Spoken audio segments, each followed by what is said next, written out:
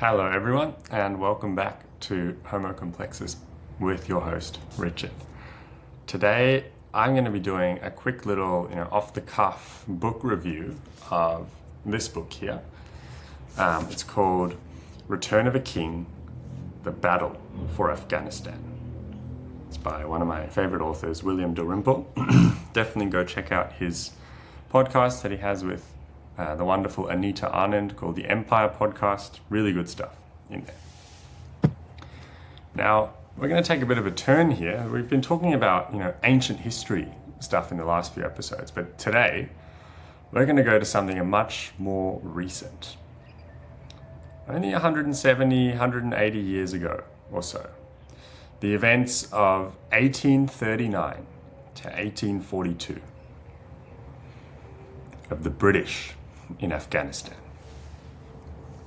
This is what's called the First Anglo-Afghan War. So just as a spoiler and as a bit of a warning, I try to not just talk about war on this history or humanity podcast, but today is going to be mostly about war, so just a warning about that. And also, if you want to read this book and not have anything spoiled, I suggest you also don't listen to this, because it's just going to be like my own thoughts on it, and I'll sort of rehash the plot as well as I can remember it. So, where do we start? Well, as usual, we're going to start in a place that seems completely unrelated. We're going to start in three cities that are still around today: Auckland, New Zealand, Wellington, New Zealand, and Melbourne, Australia. Now, why the hell am I starting there? Well, would you believe these places are named after the people who were at the head of this completely failed invasion? I don't know how many of you know this, but almost all invasions of Afghanistan, at least in the last 200 years or so, have been spectacular failures. And this was the first really big one. Catastrophic for the British, catastrophic for what would later become the Afghans. There was no Afghanistan in 1839, 1842.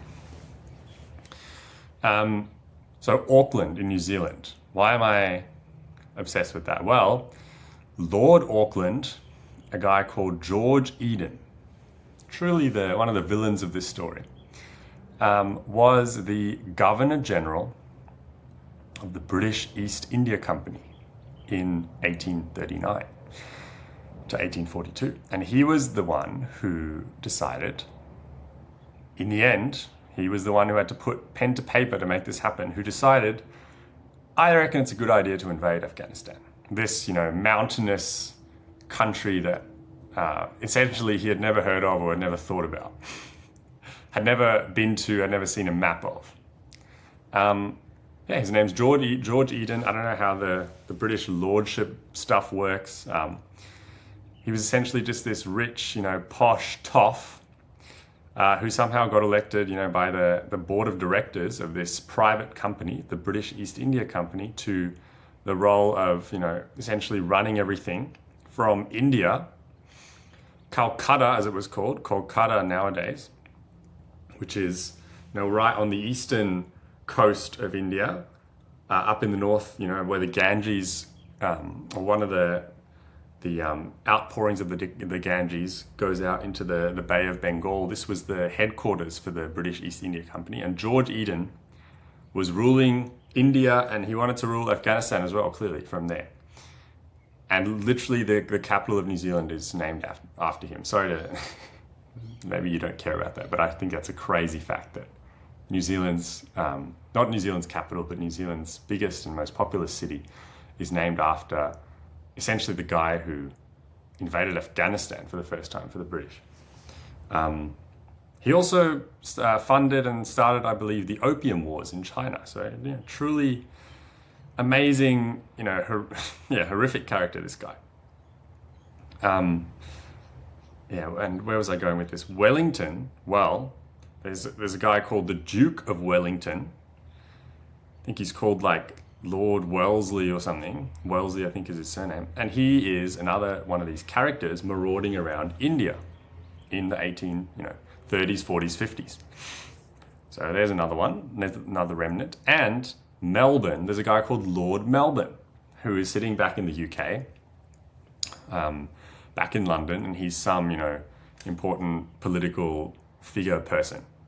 I believe in the early reign of Queen Victoria. So I'm literally sitting in the state of Victoria right now, in Australia, which literally just means the land of the south, Australis meaning south. And the capital of Victoria is Melbourne, this Lord Melbourne guy who was around when all this crazy stuff was happening in Afghanistan. It's a really weird thing to think about. We only really think of Afghanistan nowadays in terms of the Taliban, Osama bin Laden, the war in Afghanistan that Australian soldiers fought in. But in the 1840s, at the height of the British Empire, Afghanistan was big news. And essentially, I'm going to give away something, a bit of the ending here, but essentially, this is an important point to understand, right? That you will know if you read any of William Dalrymple's work. He keeps going on about this. So we all know the British were in India. None of us know, or very few of us know, that the first 150 or so years of British rule in India was not the British government. It was something called the British East India Company, which most of us have heard of. And they had, shareholders, they had a board of directors. Imagine, SpaceX, I was talking to my brother yesterday, imagine SpaceX, ruling Brazil or something. Like it's literally that. The British East India Company was ruling, the board of directors was essentially ruling India. And not just India, modern day Bangladesh, Burma, pretty much into like parts of Arabia as well. Like a massive area on the subcontinent. And they were also, completely screwing up China with, opium and stuff. So lots to answer for this thing. But the thing that ends the British East India Company, at least in my understanding, is this war that George Eden, Lord Auckland, who now has a city named after him in New Zealand, was, the one essentially who was responsible for it in the end. Obviously, there were other forces, pulling him towards this, but he was the one who had to make the decision. And this war went so badly, it completely bankrupted, the coffers of the British East India Company, which was one of the richest companies in the world at the time.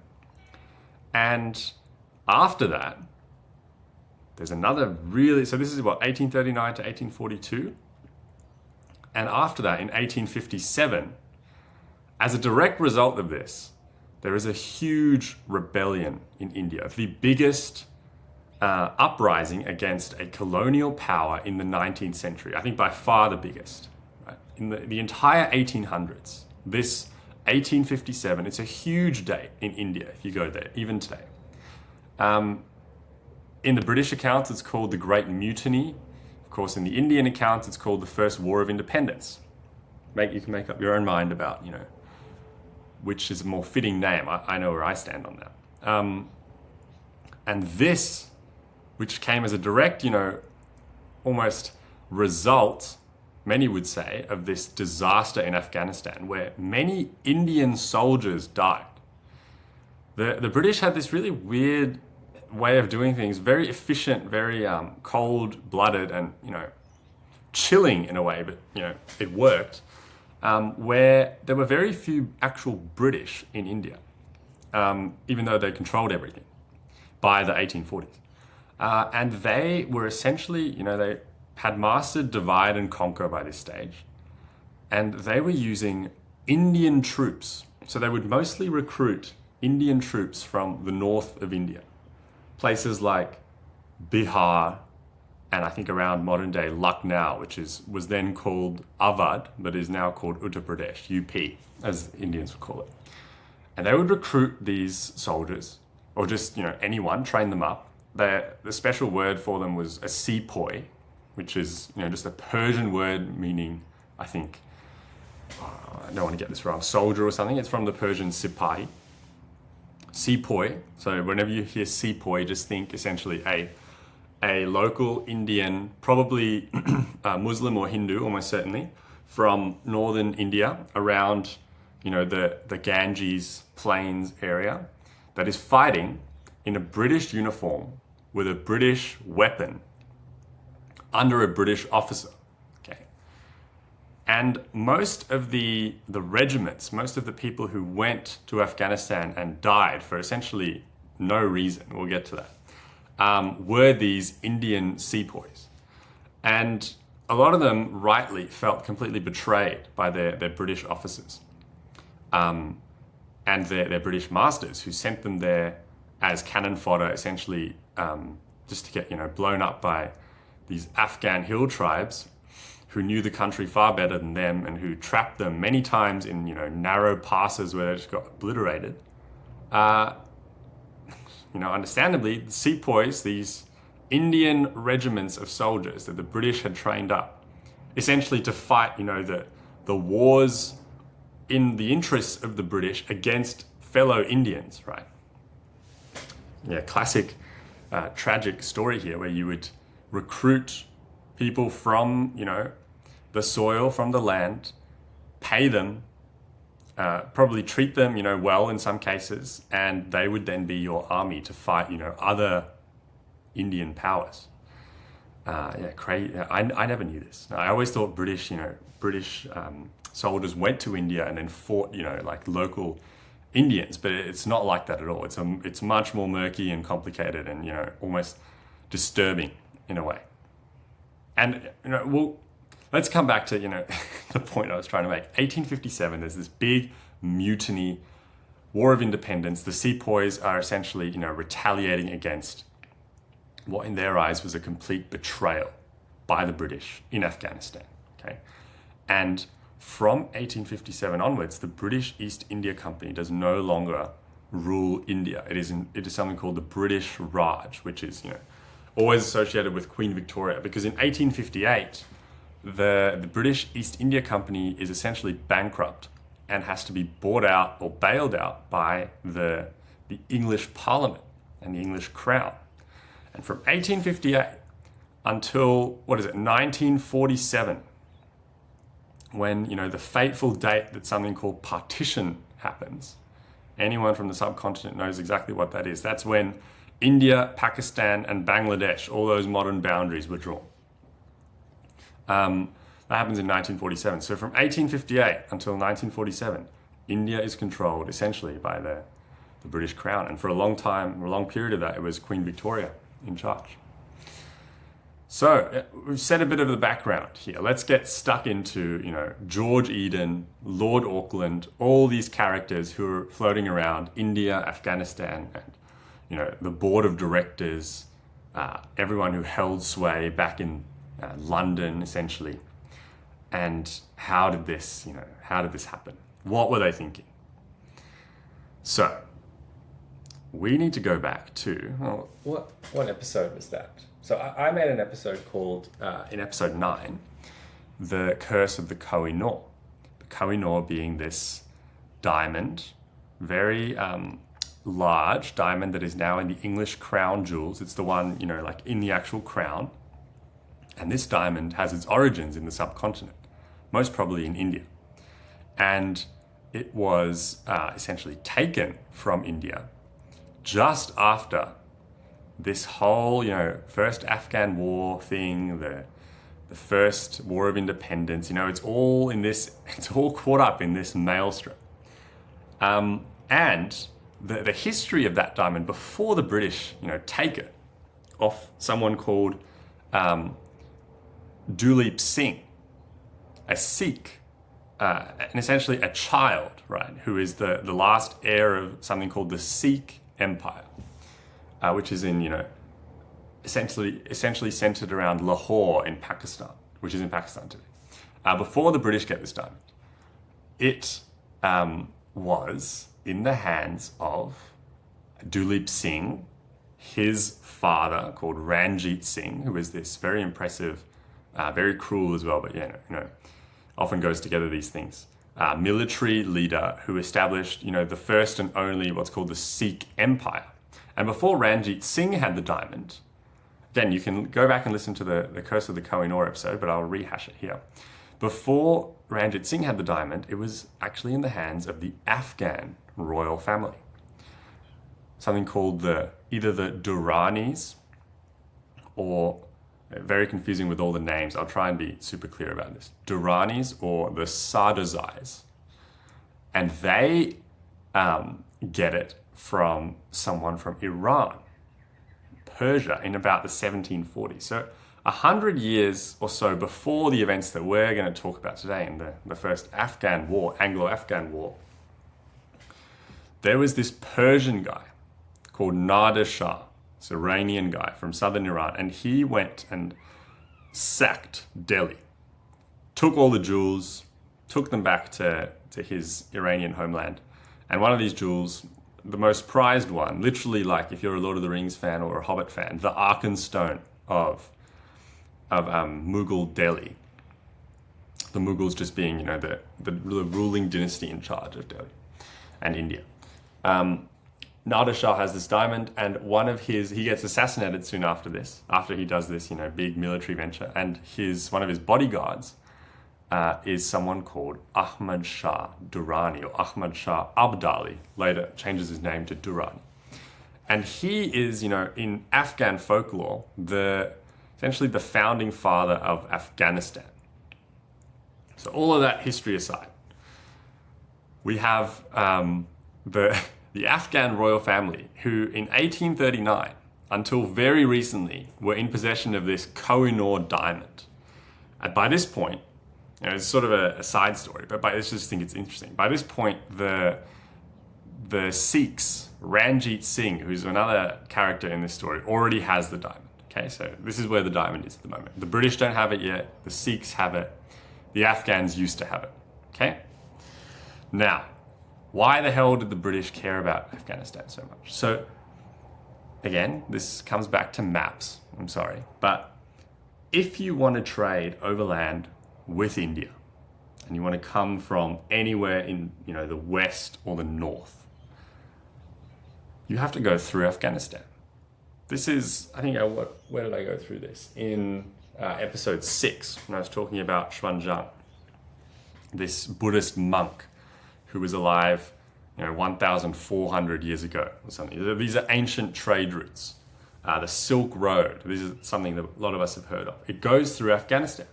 And so Afghanistan has always been sort of a bit of a cultural melting pot. It's actually only been a backwater, shall we say, in the last, literally, since the events in these, 3 or 4 years, 1839 to 1842, is where it started becoming a backwater. Before this, it was what, many right-wingers today would call highly civilized. Everyone, lots and lots of people could read and write. This idea that we have of Afghans being completely illiterate, barbarians in the hills is a completely new, concept, really. Places like Kabul, literally when the British get there, they are like blown away by the beauty and, the spectacular architecture, poetry, all this stuff that the British were obsessed with, signs of high culture and civilization. Kabul had all of it. And there were many other cities like this: Kandahar, Ghazni, Jalalabad, Herat.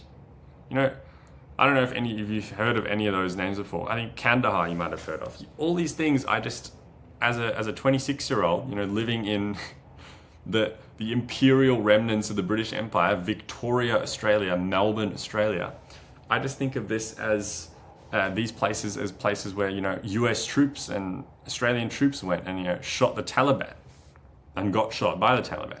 I think of Tony Stark in Iron Man, going to Afghanistan where there's just like bombs everywhere and, scary people. But this is, completely modern concept.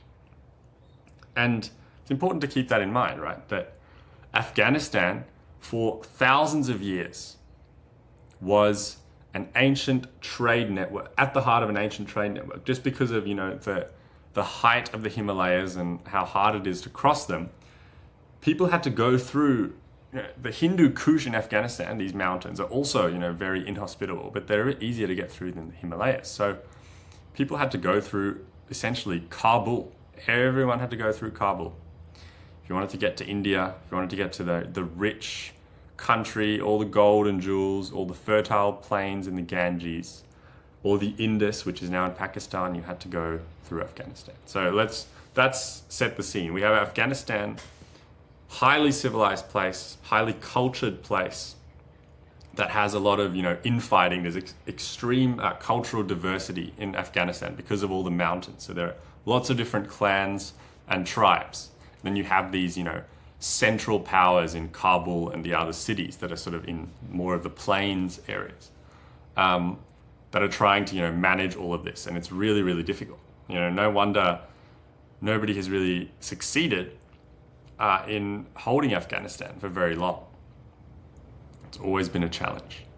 And they even recently had the Koh-i-Noor diamond, but as we said, that's now in the hands of the Sikhs, a little bit further to the east and the south. And we have the British, who are essentially dominant in India.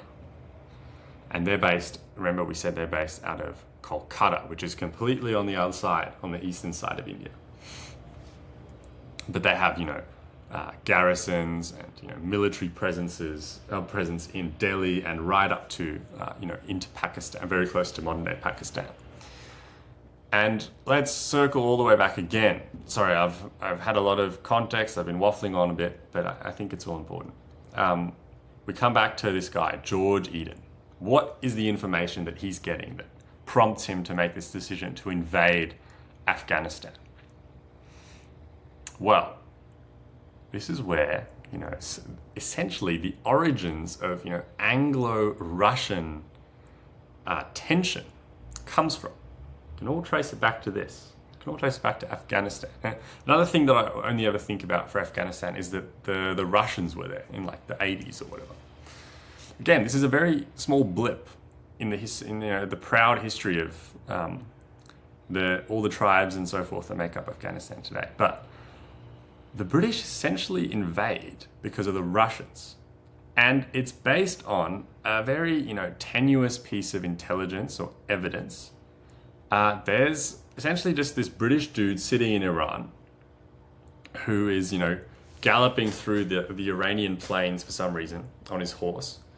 And he sees a Russian delegation really close to, the border with Afghanistan. Yeah, Iran shares a big, long border with Afghanistan. And the Russians at this point were, it's clear now from, you can go through the Russian archives. William Dalrymple has done this and others have as well. The Russians were not planning to take Afghanistan in the 1840s like they did in the 1980s. Okay, this was not in their plans.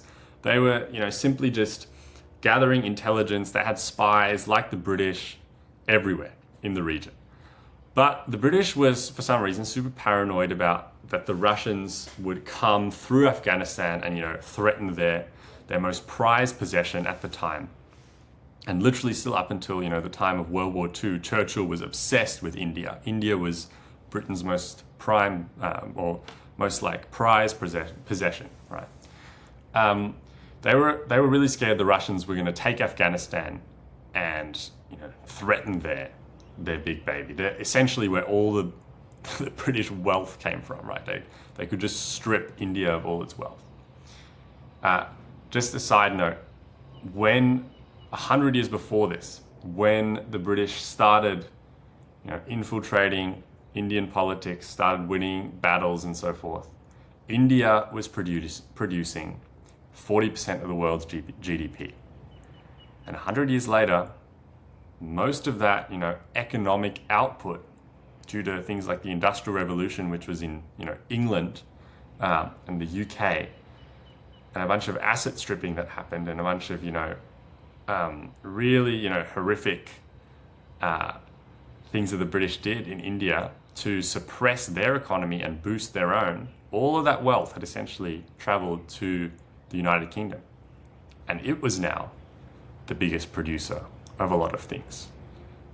Indian people know this, but, I don't think people in the West really realize this. This is not, like a big left-wing take or anything. This is literally just, you look at the evidence and this is what it shows, right? British wealth, British imperial wealth came if you made a pie chart or something, it would literally, most of it would be from India. Okay. So clearly that they're going to be scared if the Russians are, sniffing around and trying to take it from them, which they weren't, right? But I can sort of understand the British anxiety here. And based on this, dodgy intelligence, which is essentially just consists of, they saw one Russian delegation, one spy near Afghanistan. The British decide we need a buffer state in Afghanistan. We need essentially a puppet ruler who's going to do what we tell them. And they're not super happy with the current Amir, which is the Islamic term. It just means leader. King, shall we say, of Afghanistan is a guy called Dost Muhammad. Now, Dost Muhammad, if we remember back to the Koh-i-Noor and the diamond and all of that, the guy who took the diamond from Nader Shah, the guy who took the diamond from this Iranian warlord and founded, in the folklore, the state of modern Afghanistan, he was a guy called Ahmad Shah Durrani. Now, Durrani's family and his lineage had recently been overthrown. So that was about 100 years before Dost Muhammad and the British. Now, in 1839, Ahmad Shah Durrani, the Durrani, direct line, had been overthrown by essentially if we put this in Game of Thrones terms, we had the king, and then we had, the hand of the king, or what they call the wazir, I think, which is like essentially the guy who does most of the administration. And this guy, these people who, were the real people pulling the strings, most of the time anyway, is my understanding, they had recently overthrown the royal line. So Dost Muhammad was not a descendant of the father of Afghanistan, Ahmad Shah Durrani. He was a descendant of people who traditionally were the hand of the king, or the wazir. Now, there were still descendants of the royal line, right? And the royal line descendant was a guy called Shah Shuja. So these are just the two names we need to remember. Dost Muhammad is the new pretender, shall we say, who's in charge. Recently, took the throne. And Shah Shuja is the traditional, Durrani king, shall we say, from the royal line that had ruled since this guy with the diamond, Shah Shuja no longer has the diamond, okay? The Sikhs took it from him.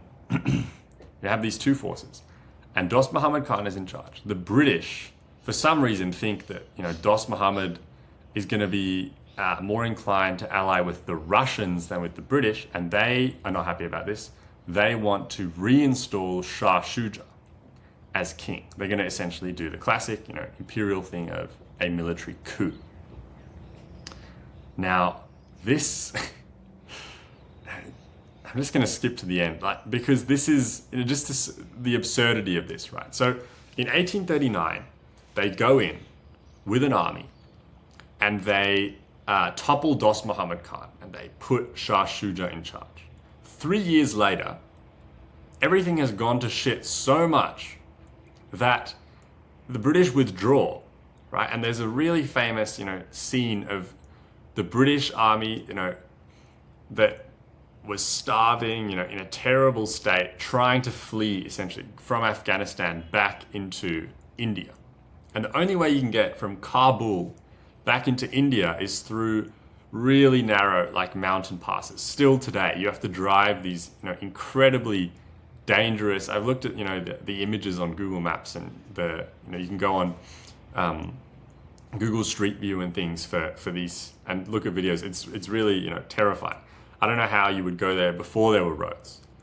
And the British army fleeing Afghanistan, trying to retreat out of Afghanistan, having done this military coup and realized, how difficult it is to hold control of Afghanistan, they had no idea about any of the tribal politics. They were just completely out of their depth, right? Because they hadn't really been there before.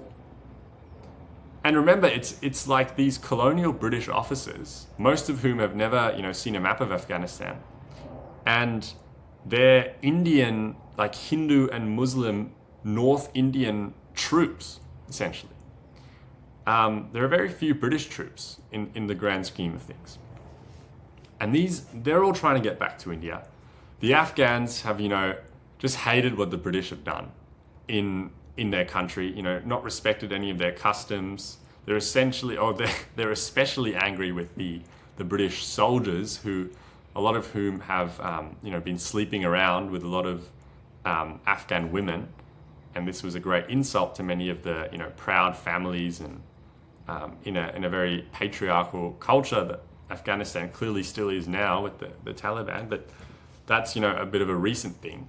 Back then, we didn't have Islamic extremists in the same way that we do now. Interestingly, now the sort of extremist Taliban thing is actually an import from Saudi Arabian Islamic fundamentalists. It's not really an Afghan thing. Back then it was completely different. Back then it was different tribes, each having different religious and cultural rituals. But one thing a lot of them had in common was you don't sleep with my wife or my daughter. It's sort of a common thing that many of us have. And the British troops didn't care. They were in charge. They were bored. They were cold a lot of the time in winter. And this really pissed the Afghans off. This would piss, most people off who were occupied by an army that they didn't ask for. And the soldiers are essentially just bored and being super, messed up and annoying. And these British on their retreat get, absolutely, I want to use really horrible expletive language here, but I don't want to get banned. They just get, completely mauled, messed up. Because they do it in the middle of winter for some reason. It's minus 20 degrees at night. It's snowing during the day. There are blizzards. They don't have warm enough clothes. These narrow mountain passes, it's very easy to isolate where all the food is, the baggage train. The Afghans have taken that. They have no food. And they're in this valley, and everywhere they go, there are just, Afghan troops with essentially the precursors to modern day snipers, these long barreled shotguns just peppering them from the hills. And in this initial retreat, literally nobody gets through to essentially India in the end, except we know of one person who got through.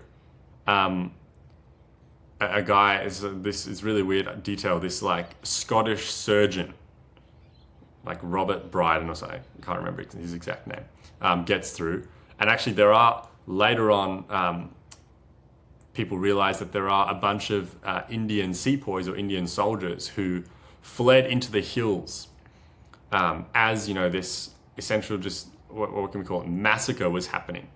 And they hid in the hills from the Afghans, and eventually they could filter and sneak their way back down into India. But most of them either died, either got shot or knifed in the in the throat or in the back, died horrible deaths or froze to death, or were taken captive. So the British really messed up, really effed up, and they did this regime change. Isn't that ringing bells today? But 3 years later, in 1842, they realize that, maybe it's easier actually, maybe it's better for our own interests if this Dost Muhammad guy, who we toppled in the coup to start the whole war, maybe it's better if he's back in charge. This Shah Shuja thing doesn't really seem to be working out very well. So remember, we had Dost Muhammad Khan, who was the original king, and Shah Shuja, who was the king that the British wanted to get in charge, or wanted to put in charge, all because of this perceived Russian threat now that isn't really there. And Lord Auckland is in charge of all of this. George Eden, Lord Auckland, same person. This is crazy, crazy things. And just to top it all off, at the same time, he's funding the Opium Wars in China. Now, this guy, interestingly, this guy is not, your stereotypical villain. Like if I met him today, I wouldn't immediately hate him. Like I think he's genuinely just a this British toff, this posh guy who that comes from money and just has no idea like what he's doing. He's completely out of his depth, and does not see a lot of the horror that his policies are causing, because he's sitting in a very grand place called Government House in Kolkata, or he's up in the Himalayas somewhere in some nice like British mountain retreat, doing all his governance from there. And he's going to like balls every weekend. Like it's literally the world of Pride and Prejudice, right? It's exactly this time. India is no different from the balls and things that we hear about in Pride and Prejudice. Yes, George Eden, and again, so he not only screws over everything in Afghanistan, he also does the opium stuff in China, which I'll make future episodes about. Really messed up. The first narco empire was the British Empire, way before Pablo Escobar or anything like that, or the US. Horrible US stuff happening today.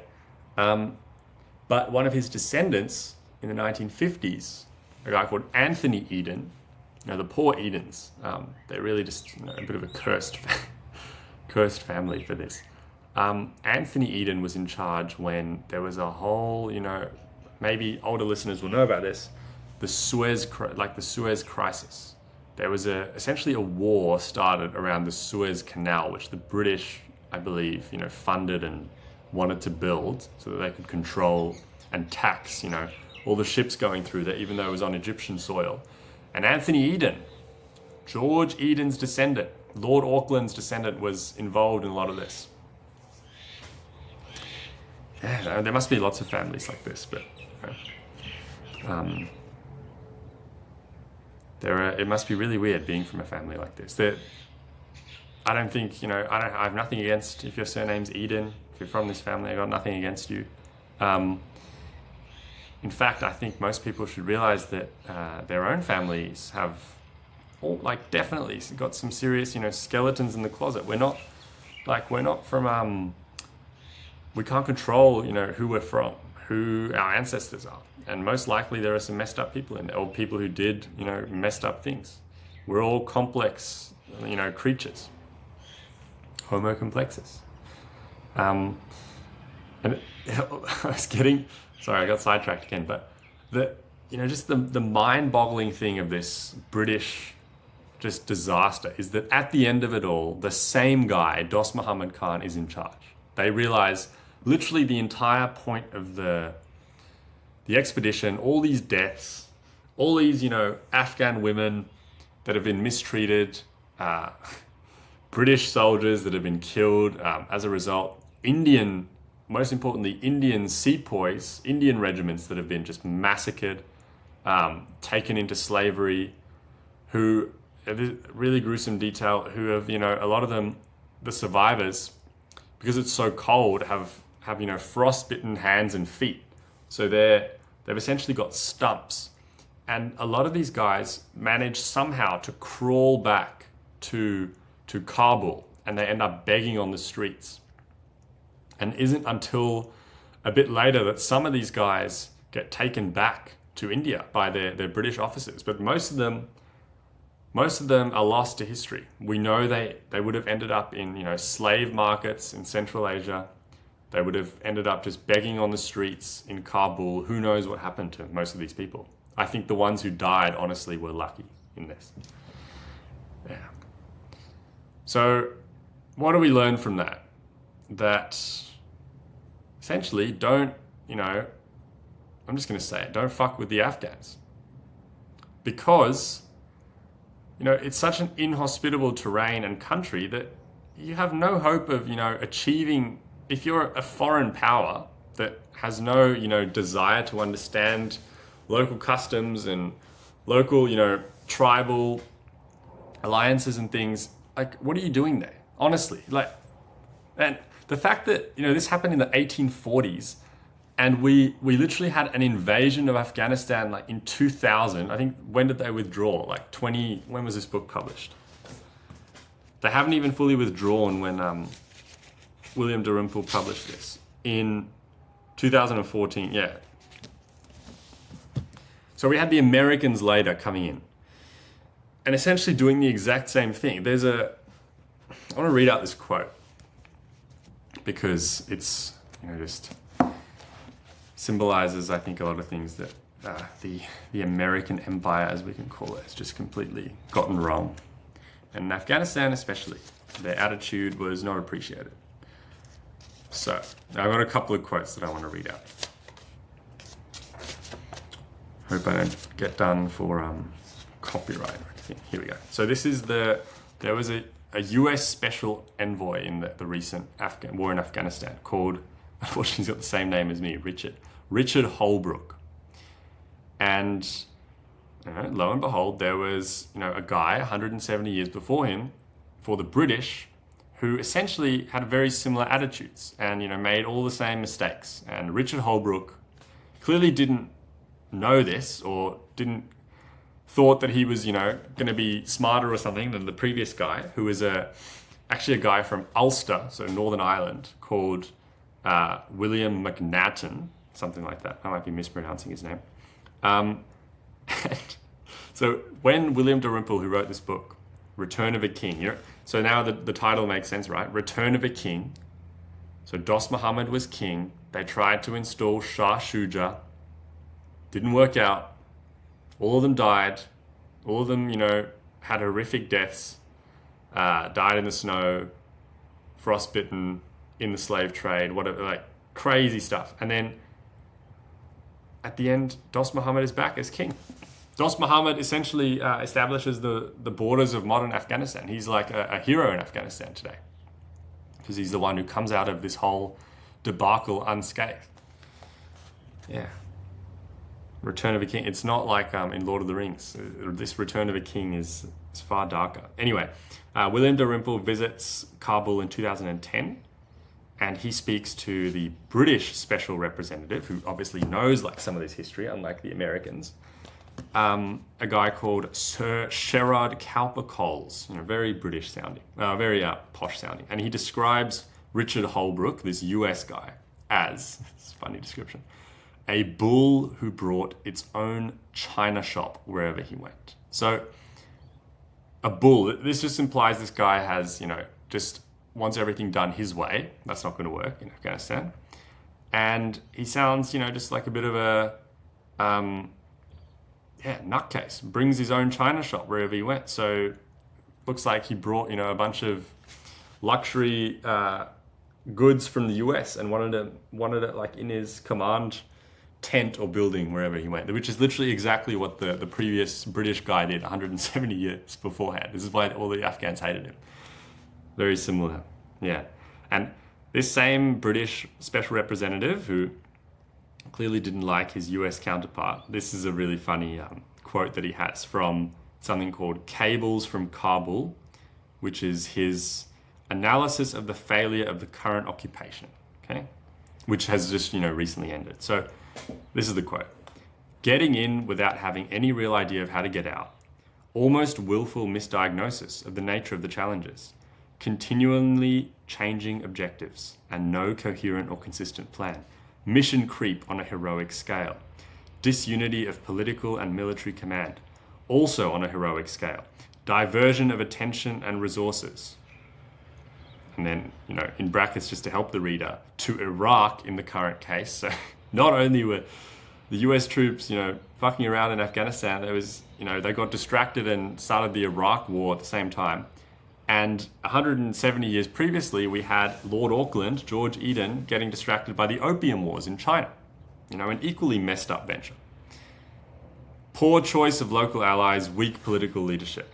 Yeah, all just the same things repeating themselves. And let's go right to the end, because the thing I love about this book, right, and you should definitely go out and read it, is that it places equal weight on British sources and Afghan sources. So, and just, sources from the other side who, it's a really nice quote here. See the British as something, that sounds very much like what we think of as the Taliban and an exclusively, Muslim fundamentalist thing today. So, I'm going to read another little chapter here. So, Dalrymple writes, likewise, to Afghan eyes, the Western armies were remarkable for their heartlessness, for their lack of any of the basic values of chivalry, and especially for their indifference to civilian casualties.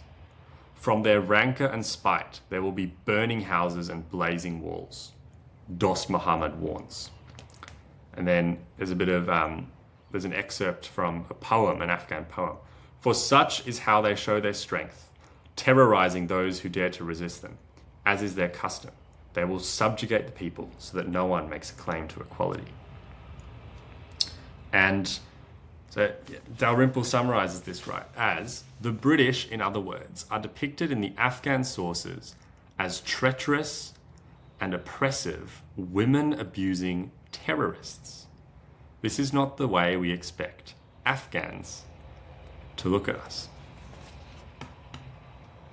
Isn't that, a fitting place to end? So the British, for all their, proselytizing, for all their Christianity and, efficiency of government, democracy, all this stuff.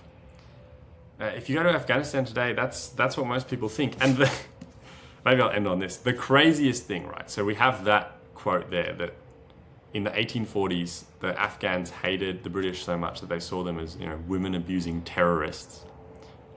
Today in Afghanistan, and I've seen, people who visited today on documentaries and so forth, Afghans today hate the US even more than the British. I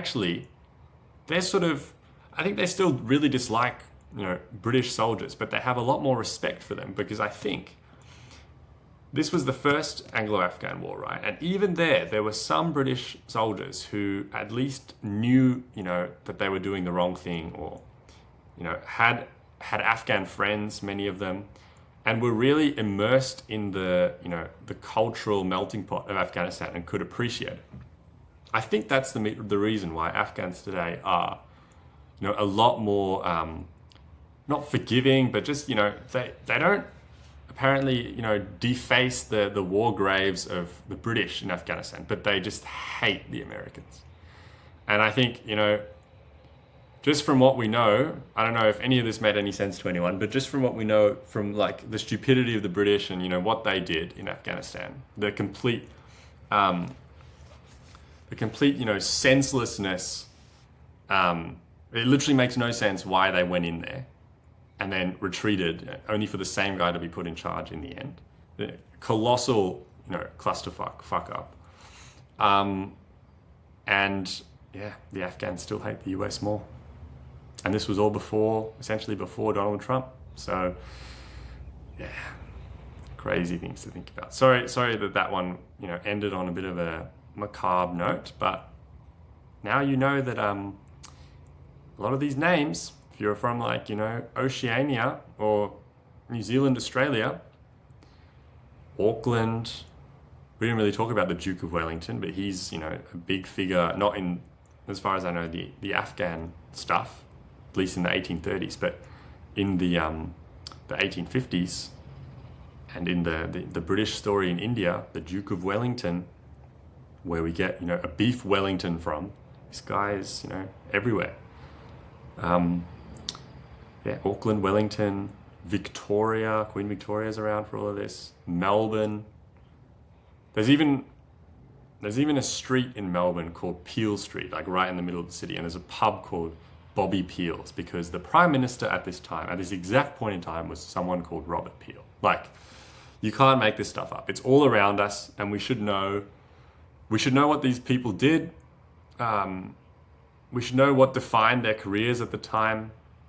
Again, this is, just one, 4-year period in one part of the world, but it had massive consequences.